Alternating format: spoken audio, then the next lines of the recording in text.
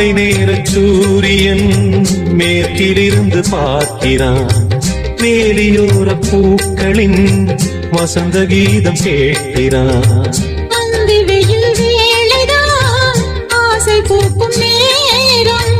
புல்லின் மீது வாடைதான் பனியை மெல்ல தூவும். போதும் போதும் தீர்ந்தது வேதனை.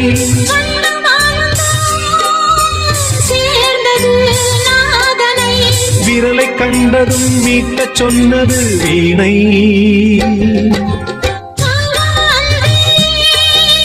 பூஜை உண்டு, பூஜை கேட்க பூக்கள் ரெண்டு.